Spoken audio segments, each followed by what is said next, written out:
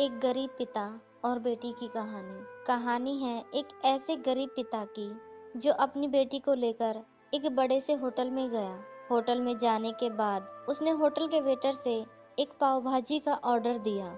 उस गरीब आदमी की बात सुनकर होटल का वेटर कहने लगा कि सर, आप तो दो लोग हैं, आपकी बेटी है और आप हैं, लेकिन आपने एक ही पाव भाजी का ऑर्डर किया है, क्या मैं दो लेकर आऊं? लेकिन वह गरीब आदमी कहने लगा, नहीं, आप एक ही लेकर आइए, मैं तो अपनी बेटी की मनोकामना पूर्ण करने के लिए आया हूँ।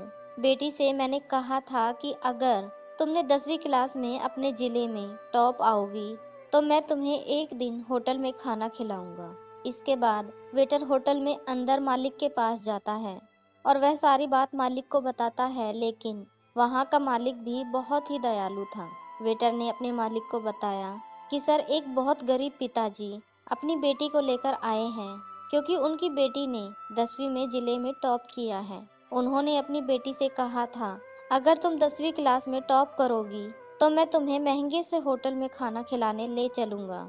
ये बातें सुनकर मालिक बहुत खुश हुआ और वह अपने वेटर से कहने लगा कि उनके लिए हमारी तरफ से अच्छे से पकवान लेकर जाओ और साथ में अच्छी सी मिठाई भी उनके पास लेकर जाओ और उनसे कहना कि तुम भी यहाँ पर अच्छे से खाना खाओ और अपने परिवारजनों को भी बेटी की सफलता की खुशी में मिठाई बांटना।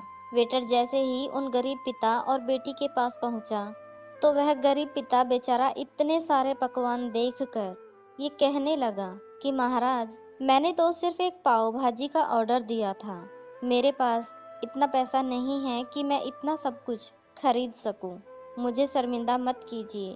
परंतु जब वेटर ने मालिक के द्वारा कही सभी बातें उन्हें बताई और कहा कि हमारे मालिक इतने दयालु हैं कि आपके लिए ही ये सब भेजा है, तो वह गरीब पिता और बेटी बहुत खुश हुए और मिठाइयाँ लेकर घर चले गए। कुछ सालों के बाद वह गरीब पिता की बेटी अपनी मेहनत से एक कलेक्टर बन गई थी।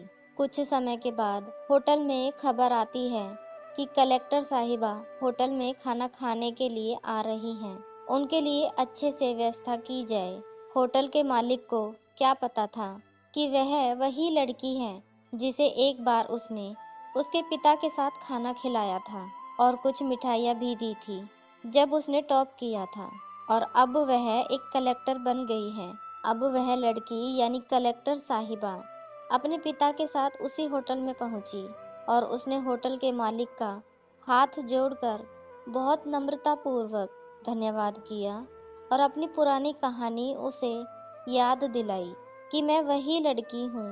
अब उस लड़की ने, जो कलेक्टर साहिबा बन चुकी थी, उसने कहा कि अब मैं आपको और आपके पूरे स्टाफ को और पूरे नगर वासियों को अपनी तरफ से भोजन कराऊंगी और मिठाइयाँ खिलाऊंगी। ये सुनकर होटल का मालिक और सभी स्टाफ बहुत खुश हुए और सबकी आंखें भर आई।